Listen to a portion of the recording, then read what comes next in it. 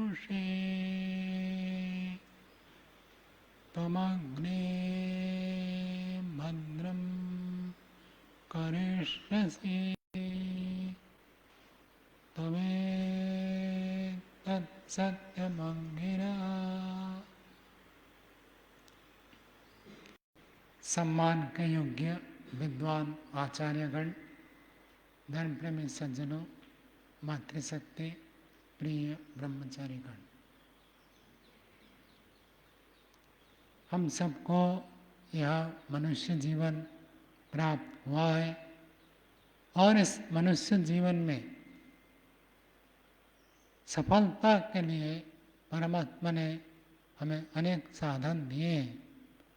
कौन व्यक्ति जीवन में सफल होता है और कौन व्यक्ति जीवन में विफल होता है, यदि इसको एक सूत्र रूप में हम विचार करें तो संक्षेप में कहें, जिसका मन नियंत्रित है वो व्यक्ति जीवन में सफल हो जाता है और जिसका मन नियंत्रित नहीं है वो व्यक्ति जीवन में सफलता को प्राप्त नहीं कर पाता। सफलता का जो मूल सूत्र है, मूल आधार है, वो है मनोनियंत्रण। मन को नियंत्रित करने पर व्यक्ति अपने लक्ष्य को प्राप्त कर लेता है और जो व्यक्ति मन को नियंत्रित नहीं कर पाता है वो लक्ष्य को पाने से वंचित रह जाता है। मन एक उत्तम साधन है। हम शास्त्रों में बार बार इसके ऊपर विचार करते हैं, पढ़ते हैं, चिंतन करते हैं। ये मन को नियंत्रण करना हमारा श्रेष्ठ कार्य होता है। चाहे अभ्युदय की प्राप्ति हो, चाहे निःश्रेयस की प्राप्ति हो, चाहे लौकिक उन्नति हो, चाहे पारलौकिक उपलब्धि हो। लौकिक एवं पारलौकिक दोनों प्रकार की उपलब्धि के लिए मन का नियंत्रण करना आवश्यक है। न केवल आध्यात्मिक उन्नति के लिए अपितु भौतिक अभ्युदय की प्राप्ति के लिए भी मन को नियंत्रण करना आवश्यक है। जो व्यक्ति मन को नियंत्रित करता है वही व्यक्ति मन को ठीक कार्य में लगाने में समर्थ होता है। जिसका मन नियंत्रित नहीं है वो आवश्यक कार्य में मन को लगाने में समर्थ नहीं होता। अब जब हम स्कूल में पढ़ते, विद्यालय में पढ़ते, गुरुकुल में पढ़ते, अब दूसरी कक्षा में कोई पाठ आए तो उसके बारे में हमारी रुचि पैदा हो जाती, हम जानना चाहते हैं, उत्सुकता बढ़ती। कहानी होता है तो उसको पढ़ते हैं विद्यार्थी तो बड़ी रुचि से पढ़ते हैं, और जब वो पाठ्यक्रम में आ जाए तो उसकी परीक्षा देनी होगी तो फिर ये भार बन जाता है। कारण क्या है? मन नियंत्रित नहीं है। जब मन को हम नियंत्रित करते हैं तो व्यक्ति उसी में डूब जाता है। किसी को गणित में रुचि है, वो गणित में डूबा रहता है। भौतिक विज्ञान, रसायन विज्ञान, पदार्थ विज्ञान, इतिहास, भूगोल, खगोल, जिसमें भी व्यक्ति की रुचि है तो उसमें डूबे रहते हैं। उनका मन नियंत्रित है, एकाग्र है, तल्लीन है, वही व्यक्ति सफल होते हैं। और जो जिस कार्य को करते समय उस कार्य में मन को न लगाकर अन्य कार्य में, अन्य विषय में मन को प्रेषित करते हैं, वो सफलता को प्राप्त नहीं करते, विशेष उपलब्धि प्राप्त नहीं करते। इसलिए संसार में जो महापुरुष होते हैं अथवा लौकिक दृष्टि से देखें तो जो बड़ी उपलब्धि, चाहे वो वैज्ञानिक क्षेत्र में हो अथवा आध्यात्मिक क्षेत्र में हो, इतिहास हो, भूगोल हो, राजनीति हो, कुछ भी विषय ले सकते हैं। हर विषय में कुछ ऊंची सफलता को प्राप्त करने वाले व्यक्ति बहुत थोड़े होते हैं। कारण क्या है? कारण है मन को नियंत्रण करना। जिनने सीख लिया वो ऊंची उपलब्धि को प्राप्त कर सकते हैं, और जिन्होंने मन को नियंत्रण करना नहीं सीखा ऊंची उपलब्धि को प्राप्त करना संभव नहीं है। ये मनोनियंत्रण एक बहुत बड़ा साधन है जीवन में आगे बढ़ने के लिए। मन अनियंत्रित क्यों होता है? योग दर्शन में चौथे पाद में 17वें सूत्र में मत है, महर्षि व्यास जी कहते हैं अयस्कांत मणिकल्पा विषय, अयस्कांत मणिकल्पा विषय अयस स्वधर्मकम चित्तम अभिसंबंध्य उपरंजयंती। ऋषि कहते हैं जो विषय होते हैं ये अयस्कांत मणि के समान होते हैं। अयस्कांत मणि क्या होता है? कौन पढ़े?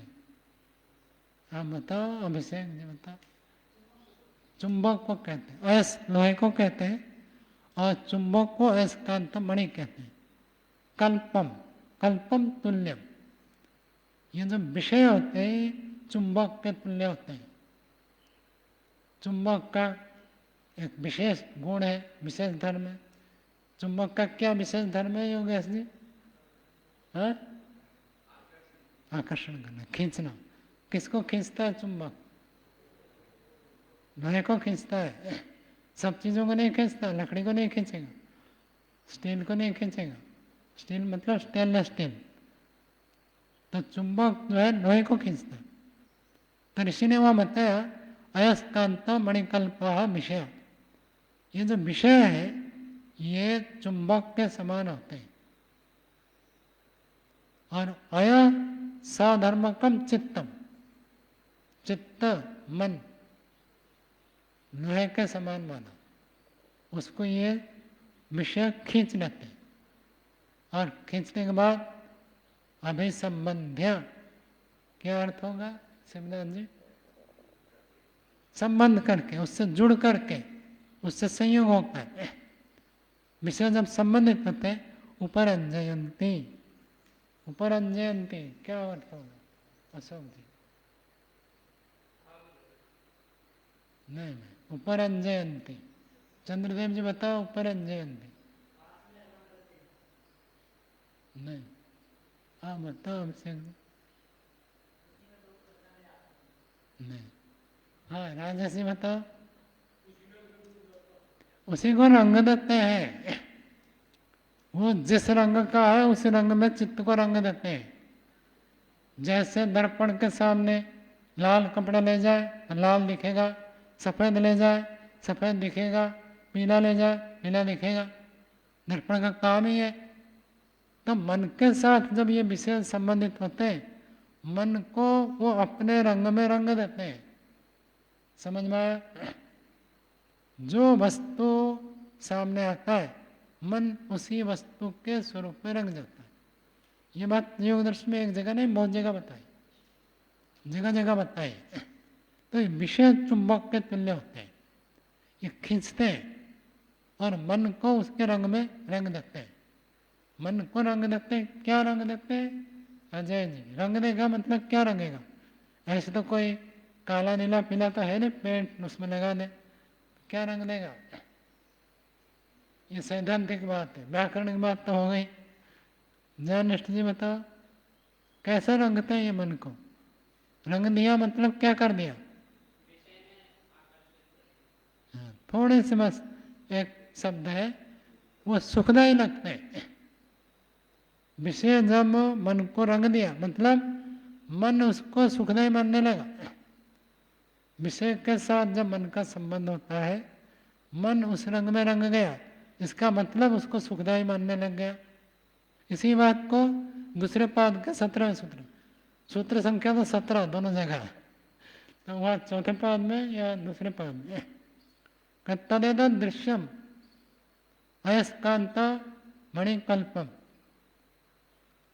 सन्निधि मात्र उपकारी दृश्यत्वेन स्वम भवति पुरुषस्य दृश्य रूपस्य स्वामिना। ये जो दृश्य जगत है, दृश्य शब्द का अर्थ पूरा जगत, और दृश्य को जो देखता है उसको कहते हैं दृष्टा। दृष्टा जीवात्मा, दृश्य संसार। ये जो दृश्य जगत जीवात्मा के सामने उपस्थित होता है। कैसे उपस्थित होता है?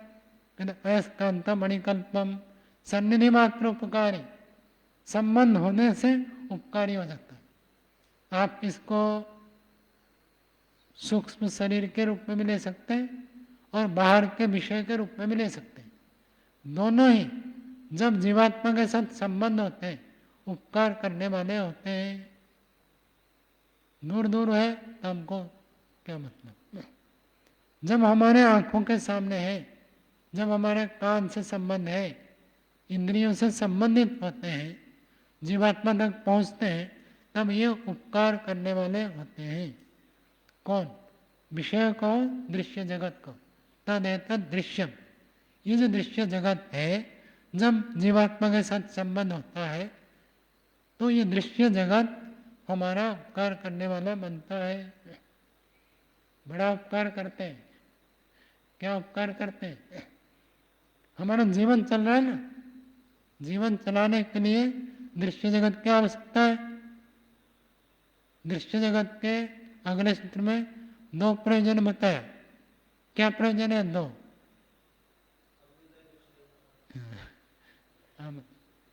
भोग और अपवर्ग। संसार में भोग करना और अपवर्ग को प्राप्त करना, यह होता है दृश्य जगत का प्रयोजन। महर्षि दयानंद जी ने सत्यार्थ प्रकाश में प्रश्न उठाया कि ईश्वर जगत नहीं बनाता तो अच्छा होता, क्यों बनाया? तो उत्तर दिया, यह आलसियों का काम है। जगत नहीं बनाता तो बस हम पड़े रहते हैं। जगत बनाता तो कितना सुख मिलता है, नहीं बनाता तो सुख भी नहीं मिलता। और कितने सारे लोग इस दृश्य जगत का उपयोग करके मुक्ति तक पहुंचते हैं। तो संसार बनाने का ये प्रयोजन है। हम इसका उपयोग करें और अपवर्ग की प्राप्ति करें। बिना जगत को जाने अपवर्ग की प्राप्ति नहीं होती है। दृश्य जगत हमारे साथ संबंध होता है। ये चुंबक के तुल्य मन को खींचता है, इंद्रियों को आकर्षित करते हैं। तो इसको हमें जानना है, समझना है, तो उसको नियंत्रण करना है। जो व्यक्ति इन विषयों को ठीक ठीक समझता है, आवश्यकता के अनुसार उपयोग करता है, अनावश्यक को रोक देता है, उसको हम कहते हैं इन्होंने मन को नियंत्रित कर दिया।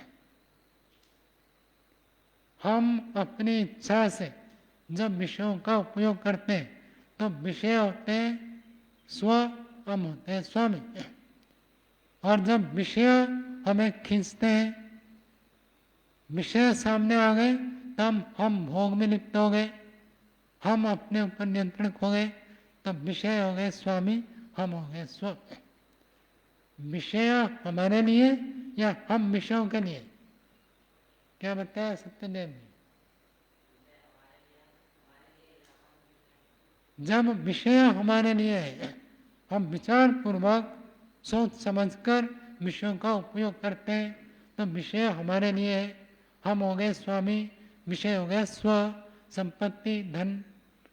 और जब विषय आ जाए तो हम बिना सोचे समझे, बिना विचार किए, हानि लाभ को चिंतन किए बिना उनका उपयोग करते हैं। तो मान लो वो हमारे स्वामी हो गए, हम उनकी संपत्ति हो गए। विषय ने हमको प्रयोग कर लिया, हमने विषयों को प्रयोग नहीं किया, विषय ने हमको प्रयोग कर लिया। कब विषय स्वामी बनता है? जब हम अपने ऊपर नियंत्रण खो देते हैं, तब विषय स्वामी बन गए।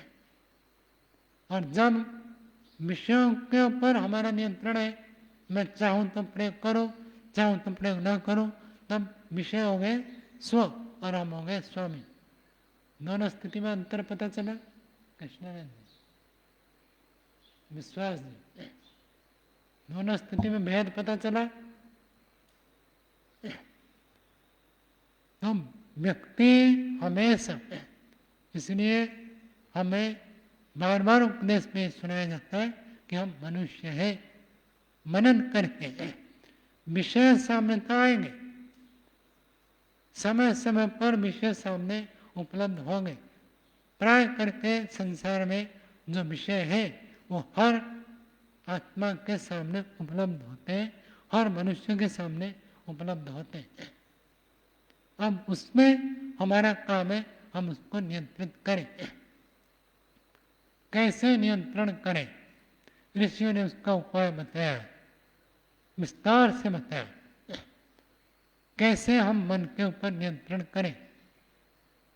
जो मन को नियंत्रण करना है उसका मुख्य साधन होता है ज्ञान। ज्ञान को बदलने से मन नियंत्रित होता है, और जब ज्ञान बदलता नहीं है, सुखदायी लगेगा तो आप आकर्षित होंगे, भोगेंगे, बच नहीं सकते। क्या बताया विश्वास जी? नहीं, एकाग्रता नहीं है। कृष्ण जी बताओ। निश्चित बात, याद रख लेना, जब विषय लगते ये बड़ा सुखदायी है तो विषय आते ही आप भोगेंगे, बच नहीं सकते।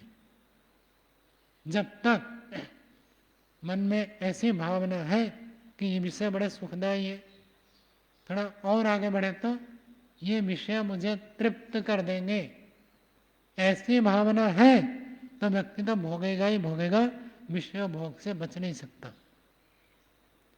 तृप्ति की अभिलाषा, तृप्ति की भावना, उस विषय को भोगने से मैं कृतकृत्य हो जाऊंगा, ऐसे यदि मन में ज्ञान बना हुआ है तब व्यक्ति विषय भोग से बच नहीं सकता। हमें उस ज्ञान को बदलना है।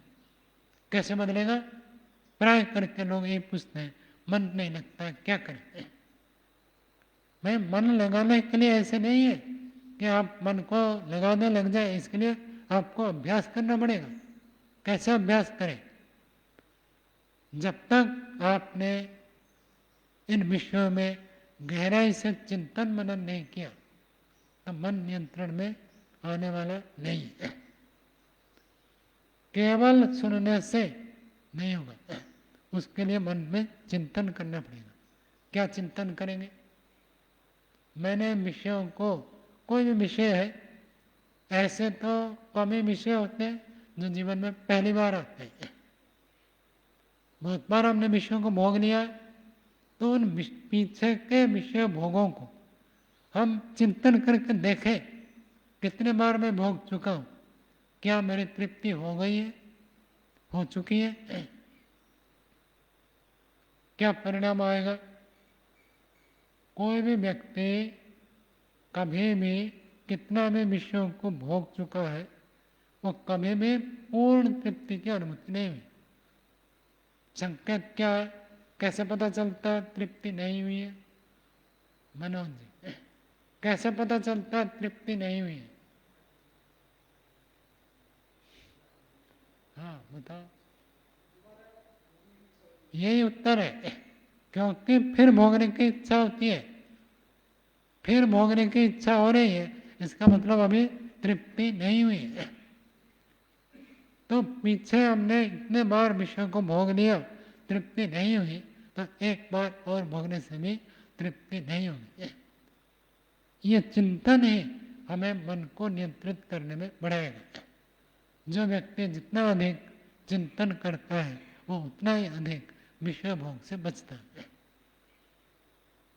एक तो विषय भोगों में अतृप्ति, विषय भोग में दुख का दर्शन करना। दूसरी बात है, जिसमें सुख है उसके प्रति हमको आकर्षित होना है। वास्तव में जहाँ तृप्ति है वो यदि मिल जाए तो जहाँ तृप्ति नहीं है उसमें अपना हट जाएंगे। महर्षि दयानंद जी ने लिखा, विद्या ग्रहण करने में जो सुख है, संसार के बड़े सुख वो उसके 1000वें हिस्से से भी कम है। तो विद्या का सुख है, ईश्वर का सुख है, परोपकार का सुख है, वो सुख जब मिल जाए व्यक्ति विषय भोगों के दलदल से फंसता नहीं है, उससे बच जाता है। ये सुख जब नहीं मिलते सुख तो चाहिए, क्योंकि जीवात्मा की ये स्वाभाविक प्रवृत्ति है, सुख प्राप्त करने की इच्छा। इच्छा तो बनी रहेगी। कौन सी इच्छा रहेगी? सुख की इच्छा रहेगी। कोई ना कोई सुख तो चाहिए। बढ़िया सुख नहीं मिला तो आप घटिया सुख चाहेंगे।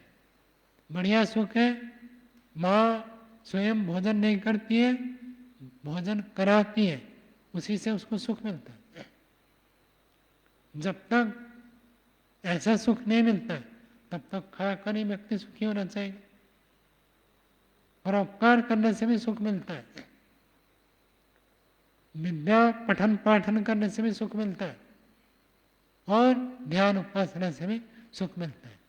वो सुख नहीं मिला तो इस सुख में तो फंसेंगे।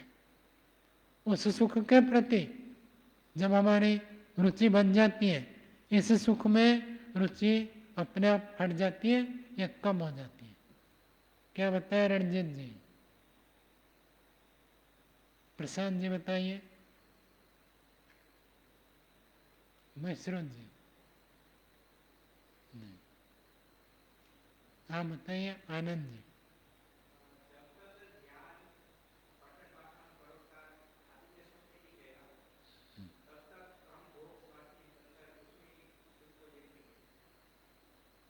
आसपास तक पहुंचे हैं, पूरा यथार्थ नहीं हुआ।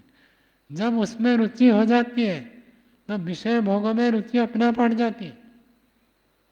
उसमें रुचि हो जाए तो अपने आप इसमें रुचि हट जाएगी। इसमें रुचि है तो उसमें रुचि नहीं होगी। अष्टाध्यायी याद नहीं हो रही। क्यों याद नहीं होती है? क्योंकि हमें अन्य विषयों में रुचि है। अन्य विषयों में रुचि है तो अष्टाध्याय में रुचि नहीं होगी। अष्टाध्याय में रुचि है तो अन्य विषयों की रुचि को छोड़ना पड़ेगा। और अष्टाध्याय में रुचि हो जाए तो अपने आप वो विषय छूट जाएंगे। तो कैसे हम जाने? तो उसके उपाय यही है कि हमें उसमें ज्ञान पूर्वक हमारे मन को नियंत्रण करना आवश्यक है। जब हमारा ज्ञान बदल जाता है तो मन अपनी दिशा को बदल देता है। जब तक उसमें सुख दिखेगा तब तक हमारा मन उसी में लगा रहेगा। कितना भी आप जबरदस्ती करो, अष्टाध्याय लेकर बैठे रहो, याद नहीं होगा। जब ज्ञान बदल जाएगा कि अष्टाध्याय करने से मेरा कल्याण होगा और ना करने से अकल्याण होगा, ये ज्ञान जब तक हमारा निश्चित नहीं हुआ तब तक अष्टाध्याय में मन नहीं लगेगा। उपाय यही है, आपको ये ज्ञान बदलना पड़ेगा। ज्ञान बदल जाए तो अपने आप कर्म बदल जाएगा, अपने आप उपासना बदल जाएगी। उपासना का अर्थ रुचि, किसमें आपको प्रीति है तो प्रीति अपना बदलेगी। ज्ञान बदलते ही कर्म बदलेगा, ज्ञान बदलते ही रुचि बदल जाएगी, प्रीति बदल जाएगी। तो हमें मन को नियंत्रण करना है। तो सबसे पहले हम अपने ज्ञान को बदलें। क्यों मन दूसरे विषयों के प्रति आकर्षित होता है? क्योंकि हमें उसमें सुख दिखाई देता है, हमें उसमें तृप्ति की भावना बनी है, हमें उसमें लालसा इसलिए है क्योंकि लगता है इसी से मैं कृतकृत्य हो जाऊंगा, यही मेरे लिए हितकारी है। व्यायाम नहीं करता व्यक्ति, सोना चाहता है, क्यों? उसको लगता है सो जाऊंगा तो बड़ा सुख मिलेगा, व्यायाम करूंगा तो बड़ा कष्ट होगा। इस ज्ञान को बदलना है। ज्ञान बदलते ही अपने आप व्यक्ति की प्रवृत्ति बदल जाएगी, प्रवृत्ति बदल जाएगी, रुचि बदल जाएगी। तो इस ज्ञान को ही बदलना है। जब व्यक्ति मन के ऊपर नियंत्रण कर लेता है, मन नियंत्रण हो जाए तो व्यक्ति की स्मृति अपने आप बन जाती है। अब मन नियंत्रण नहीं है इसलिए स्मृति नहीं है। मन में कोई और विषय चल रहा है इसलिए प्रवचन सुनते हुए भी कुछ ध्यान से नहीं। जो व्यक्ति मन को नियंत्रण कर रखा है, मन को एकाग्र कर रखा है, उसको हर विषय अपने आप गृहित होते जाएंगे। ये पता ही चल जाता है किसका मन नियंत्रित है, किसका मन अनियंत्रित है, किसका मन यहाँ लगा हुआ है, किसका मन यहाँ लगा हुआ नहीं है। मनोनियंत्रण है तो स्मृति तो होगी होगी। स्मृति है तो एकाग्रता बनेगी, और एकाग्रता है तो व्यक्ति निर्णय करने में समर्थ हो जाता है। और जो व्यक्ति निर्णय करने में, सही निर्णय करने में सफल हो जाता है, वो व्यक्ति व्यवहार में सफल होता है। मन नियंत्रण है तो स्मृति बनेगी, स्मृति बनेगी तो एकाग्रता होगी, एकाग्रता है तो ठीक निर्णय करेगा, और जो व्यक्ति ठीक निर्णय करता है वही व्यक्ति व्यवहार में सफलता को प्राप्त करता है। कितनी बात बताई भाई? और बताओ।